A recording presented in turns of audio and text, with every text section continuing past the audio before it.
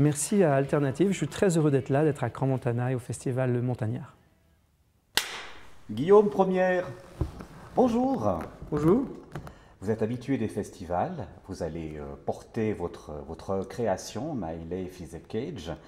Vous avez été surpris du nombre de vues que ce clip a occasionné? Surpris, oui et non. Évidemment, on ne s'attendait pas à un tel enthousiasme par rapport au clip, au film et puis aux conférences.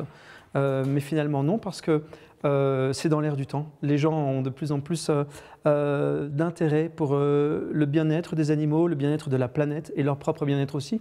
Donc finalement, je pense qu'on est vraiment dans l'air du temps. Ça correspond à une prise de conscience collective qui est en train d'arriver aujourd'hui. Ça se passe comment dans ces festivals, dans ces conférences? Est-ce que vous prêchez des convaincus ou il peut y avoir des résistances assez farouches? Alors, nous, de toute façon, résistance, s'il y a résistance, je me bloque jamais. Le but du jeu, c'est pas d'aller dans un rapport de force, dans une confrontation. Certes, on s'aperçoit que de plus en plus, les gens, le grand public vient me voir et vient voir le travail de notre association, Happy Earth Now, qui parle donc des animaux, des humains et de la planète. Parce que je pense qu'aujourd'hui, ce qui est super important, c'est qu'avoir une idée de compassion et d'altruisme pour les êtres humains, sans parler des animaux et de la planète, ça n'a pas grand intérêt. Idem, avoir de l'altruisme pour les animaux seulement, ça n'a pas grand intérêt. Je pense qu'on a un cœur pour tout le monde. Et puis surtout, c'est ça qui va nous aider à trouver des solutions globalement. Donc le public qui vient nous voir, c'est de plus en plus un grand public qui a encore, je veux dire, qui mange de la viande, qui mange du poisson, etc. Et nous, le but du jeu, c'est pas essayer de les convaincre, de les assommer ou de les juger. C'est vraiment de leur donner une information essentielle sur ce qui se passe derrière le... Vous ne jouez pas, ça je l'ai vu beaucoup de fois dans vos interviews, vous ne jouez pas sur la culpabilité. Ah, jamais.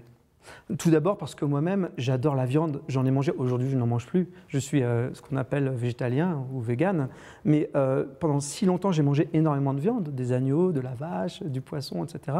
Et en même temps j'aimais les animaux. C'est ce problème qu'on a, c'est que beaucoup de gens, je ne dis pas que ce sont seulement les végans qui aiment les animaux par exemple, parce que des gens qui mangent de la viande peuvent être de grands amoureux des animaux, ils ne feraient jamais de mal à leur chien, ou ils seraient prêts à aller sauver, je ne sais pas moi, une brebis qui se noie dans la rivière. Mais on a ce qu'on appelle cette dissonance cognitive, c'est-à-dire cette contradiction morale intérieure qui fait qu'on est habitué à exploiter et à manger les animaux, tout en aimant énormément, parce qu'on n'a jamais autant aimé les animaux aujourd'hui, tous les animaux de compagnie, etc. Mais cette espèce de schizophrénie alimentaire presque, ça peut donner extrêmement mauvaise conscience ou ça peut rendre mal à l'aise. Se dire ok, j'aime mon chien, j'aime mon chat, j'aime les petits agneaux, mais là maintenant je ferme les yeux par rapport à ce qu'il y a dans ma barquette et que je vais aller cuire dans mon four. Exactement, et on s'aperçoit, et quand on parle aux gens comme ça, en leur expliquant un petit peu, en mettant le doigt sur cette contradiction, sur cette sorte de schizophrénie morale que la société nous conditionne à avoir dès tout petit, finalement, beaucoup de personnes se réveillent en disant « mais c'est vrai ça, est-ce que j'ai vraiment fait un choix? Est-ce que j'ai fait le choix de manger des animaux, de laisser tuer 65 milliards d'animaux terrestres chaque année sur la planète, aller dans des abattoirs sordides pour arriver jusque dans mon assiette ?» Parce que le problème, c'est que finalement, on fait une très grande différence. On adore notre chien, le cheval, le hamster, le chat, et l'agneau, par exemple, qui est dans notre assiette, est réduit à l'état d'un aliment.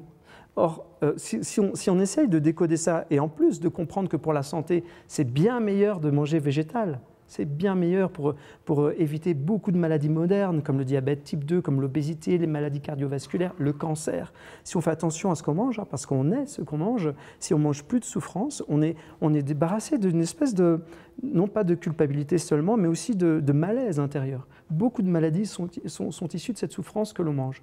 Et donc, quand on invite vraiment simplement, sans jugement, les gens à essayer de se débarrasser, par exemple, des produits laitiers qui sont très très mauvais pour la santé, de se débarrasser le plus possible de la viande, etc., et de leur faire comprendre que la compassion qu'ils ont pour les animaux, on peut les avoir pour tous les animaux et pas seulement les animaux de compagnie. Dans ce cas-là, on a un accueil formidable du public. On n'a pas de résistance parce que le but du jeu, c'est pas d'aller dire « tu as tort et moi j'ai raison ». C'est de dire avec mon cœur « ce que j'ai à vous livrer, c'est de l'information, c'est une pensée, vous en faites ce que vous voulez ». Les gens sont conscients que c'est une chaîne. Si on est en accord avec les animaux, on est plus en accord avec soi-même et plus en accord avec l'environnement, ou vous leur faites, vous montrer les bons arguments qu'il faut pour les convaincre. En tout cas, mon but n'est pas de les convaincre dans le sens où de leur dire « j'ai raison et tu as tort ». Cela dit, en exprimant les choses avec le cœur, en disant que aimer les animaux, aimer la planète, aimer la nature et aimer l'être humain, c'est quelque chose qui va ensemble. Tolstoï disait qu'il n'y aura plus d'abattoirs, il n'y aura plus de champs de bataille. Parce que c'est une violence extrême que l'on impose aux animaux. Et les abattoirs sont fermés, on ne les voit pas. Or, beaucoup de gens verraient ce qu'on fait aux animaux, c'est terrible ce qu'on fait aux animaux, beaucoup de gens le verraient, ils arrêteraient tout de suite d'en manger. Surtout en plus quand on leur dit que pour la planète, c'est bien meilleur. Par exemple, il faut savoir que pour faire 1 kilo de bœuf, on a besoin de 15 500 litres d'eau, une petite piscine. C'est énorme. Il faut savoir que pour 1 hectare de légumes, par exemple 1 hectare de terrain, on nourrirait 50 végétaliens, mais seulement 2 carnivores. Donc ça répond à énormément de problèmes politiques, sociaux, mais aussi écologiques. Donc non seulement c'est pour faire attention aux animaux, parce que plus on enfermera des animaux sur Terre, plus on les fera souffrir dans ces cages, plus à nous tous, ça nous atteindra, même dans notre énergie, dans notre bonne humeur. Regardez, si vous êtes complètement dépressif, si vous êtes très très mal dans votre peau, si je suis à côté de vous, je vais le sentir. Je mange du chocolat, moi, d'habitude. Bon, ça fait du bien le chocolat. Mais c'est du lait. Ah, voilà, il y a du lait. Mais ça, c'est pas bon pour vous, pour votre santé. Mais si vous êtes dépressif, moi, je vais sentir cette énergie. Ça va me vider un peu. Si vous êtes plutôt comme vous êtes, de bonne humeur, positif, etc., moi, ça va me requinquer, ça va me faire du bien.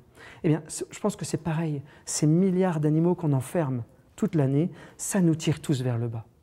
Se libérer nous-mêmes, c'est aussi libérer les animaux. Je pense que ça, c'est quelque chose de très important à comprendre, philosophiquement. De passer par une expression artistique, comme vous le faites, oui. Est-ce que ça touche mieux les gens? En tout cas, on essaye d'avoir un angle original, créatif, artistique, pour toucher le grand public. Le but du jeu, c'est, encore une fois, c'est pas d'aller prendre les gens et de les faire asseoir et essayer de les convaincre en martelant des arguments. C'est essayer de les sensibiliser par le cœur. Par le cœur, et ça, c'est par l'émotion. Et ça, c'est très important parce que, avant tout, nous ne sommes pas que des intellects, nous ne sommes pas que des bêtes à réfléchir, nous avons un cœur.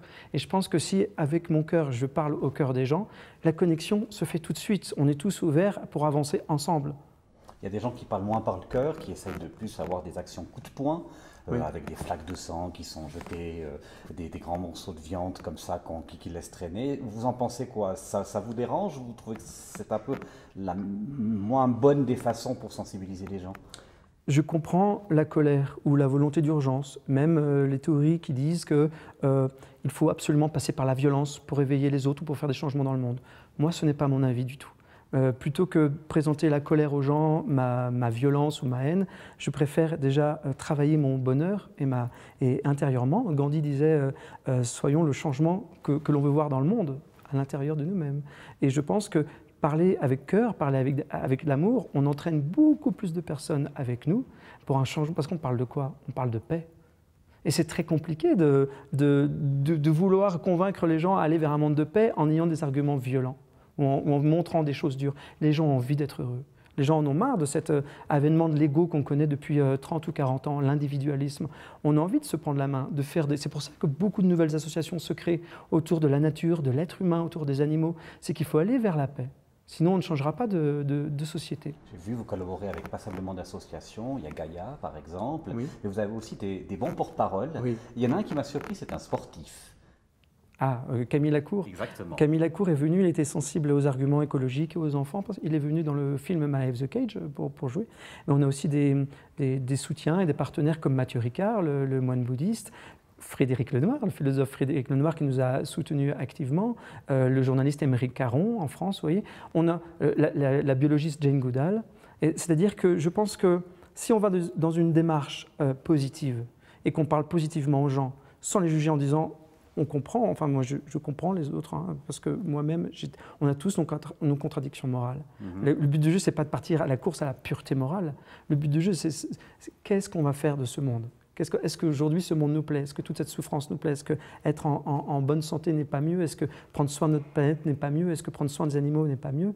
Et dans ce cadre-là, je pense que l'essentiel, c'est de se réunir le plus possible dans le cadre d'associations, etc., même pourquoi pas des mouvements politiques, mais de mettre le cœur en avant, en priorité par rapport à la raison.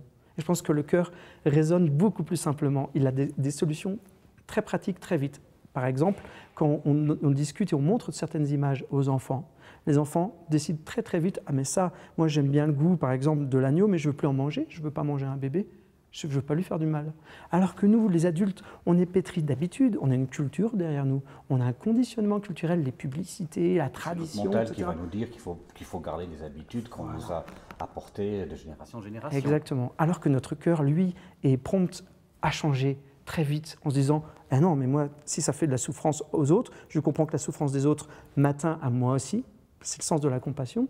Et donc, si je veux plus que l'autre souffre, j'arrête ces habitudes. Léon Tolstoï avait une phrase, encore lui, avait une phrase admirable. Il disait que beaucoup de gens sont prêts à courir à leur perte plutôt que changer leurs habitudes. Alors on va arrêter de courir.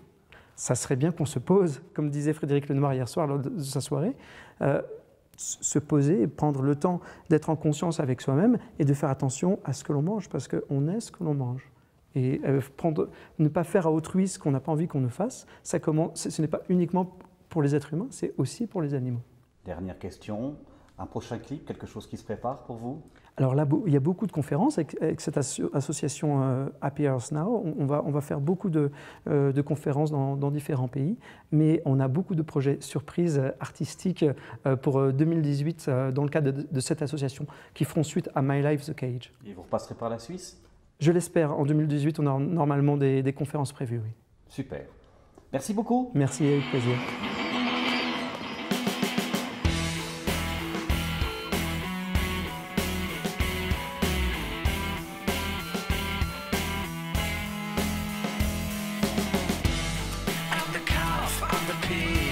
I was born in your hands, looking for